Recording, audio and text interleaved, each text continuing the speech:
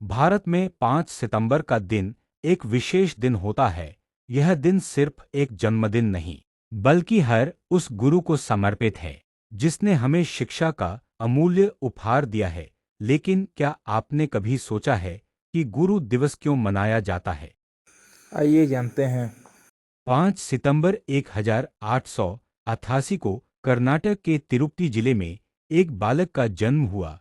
उसका नाम था सर्वपल्ली राधाकृष्णन। बचपन से ही वे पढ़ाई में बेहद होशियार थे। साधारण परिवार से आने के बावजूद उन्होंने कठिनाइयों को पार कर शिक्षा प्राप्त की। धीरे धीरे वे एक महान शिक्षक और दार्शनिक बने। उन्होंने ऑक्सफोर्ड यूनिवर्सिटी और भारत की कई बड़ी यूनिवर्सिटीज में पढ़ाया। डॉक्टर राधाकृष्णन मानते थे कि शिक्षा सिर्फ किताबों का ज्ञान नहीं, बल्कि जीवन जीने की कला है। वे अपने छात्रों से कहते थे कि शिक्षा का असली उद्देश्य है इंसान को अच्छा नागरिक और अच्छा इंसान बनाना। उनकी सरलता और ज्ञान के कारण छात्र उन्हें बहुत 1962 में जब डॉक्टर राधाकृष्णन भारत के राष्ट्रपति बने, उनके कुछ शिष्यों और मित्रों ने कहा, हम आपका जन्मदिन विशेष रूप से मनाना चाहते हैं। लेकिन डॉक्टर राधाकृष्णन ने बहुत ही विनम्रता से उत्तर दिया, यदि आप मेरा जन्मदिन मनाना ही चाहते हैं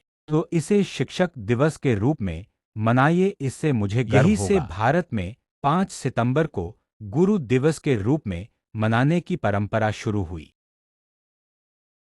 दोस्तों, अगर आज हम शिक्षक दिवस मनाते हैं तो इसका श्रेय जाता है भारत के महान दार्शनिक, शिक्षक, विचारक और राष्ट्रपति डॉक्टर सर्वपल्ली राधाकृष्णन को।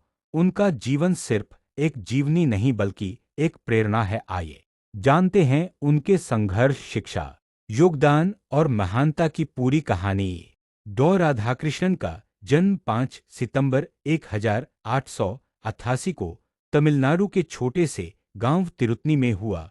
उनके पिता का नाम सर्वपल्ली वीरास्वामी और माता का नाम सीतम्मा था। परिवार सामान्य था और आर्थिक स्थिति भी बहुत मजबूत नहीं थी, लेकिन एक चीज जो उनके भीतर थी वह थी ज्ञान की प्यास। बचपन से ही वे पढ़ाई में बहुत होशियार थे। वे साधारण परिस्थितियों में भी मेहनत करके आगे बढ़े। उनकी शुरुआती पढ़ाई तिरुतनी और तिरुपति में हुई। बाद में वे मद्रास क्रिश्चियन कॉलेज पहुंचे और वहीं से दर्शनशास्त्र और फिलॉसफी में स्नातक और स्नातकोत्तर की डिग्री हासिल की। 1909 में वे अध्यापक बने और मद्रास प्रेसिडेंसी कॉलेज में पढ़ाने लगे। उनका अध्यापन इतना प्रभावशाली था कि छात्र उनकी क्लास का इंतजार करते थे। उनकी भाषा सरल लेकिन विचार गहरे होते थे। धीरे धीरे वे मैसूर विश्वविद्यालय, कोलकाता विश्वविद्यालय और यहाँ तक कि इंग्लैंड के ऑक्सफोर्ड विश्वविद्यालय में भी पढ़ाने लगे। उन्होंने भारतीय दर्शन को पूरी दुनिया में पहचान दिलाई।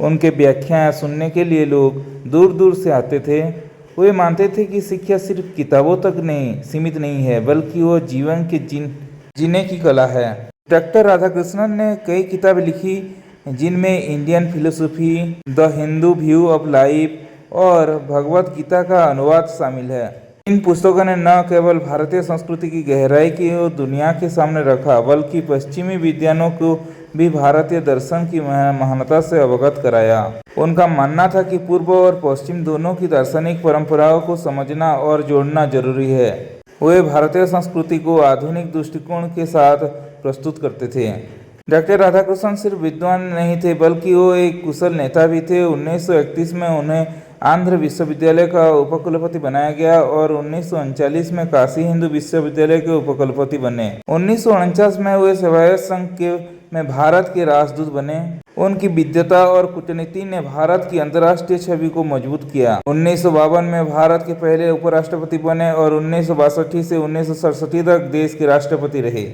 डॉक्टर राधाकृष्णन को 1954 में भारत रत्न से सम्मानित किया गया। इसके अलावा उन्हें ऑक्सफोर्ड और कई विदेशी विश्वविद्यालयों से मानद उपाधियां मिली। वे अपने समय के सबसे सम्मानित और लोकप्रिय दार्शनिकों में गिने जाते थे। 17 अप्रैल 1975 को उनका निधन हो गया, लेकिन उनके विचार, उनकी शिक्षा और उनकी विरासता आज भी हमारे बीच जीवित है। उन्होंने सिखाया कि शिक्षा सिर्फ रोजगार का साधन नहीं बल्कि चरित्र निर्माण और जीवन की सच्चाई को समझने का मार्ग है। उनका जीवन हम सबको यह संदेश देता है कि एक सच्चा शिक्षक वही है जो अपना ज्ञान और आचरण से पीढ़ियों को प्रेरणा देता है। डॉक्टर राधाकृष्णन मानते थे कि शिक्षा सिर्फ किताबों का ज्ञान नहीं बल्कि जीवन जीने का कला है।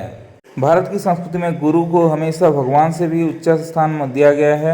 एक श्लोक में कहा गया है, गुरु ब्रह्मा गुरु विष्णु गुरुदेव महेश्वर गुरु साक्षात परम ब्रह्मम तस्मै श्री गुरवे नमः। गुरु ही वह शक्ति है जो हमें अज्ञात से ज्ञान की ओर ले जाती है। अगर माता पिता हमें जन्म देते हैं तो गुरु हमें जीवन जीने की सही तरीका दिखाती है।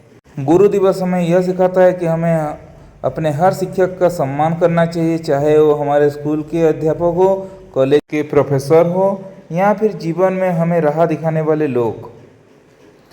आइए इस गुरु दिवस पर हम सभी अपने गुरुओं को याद करें और उन्हें धन्यवाद करें। गुरु ही असली मार्गदर्शक है। गुरु दिवस की हार्दिक शुभकामनाएं।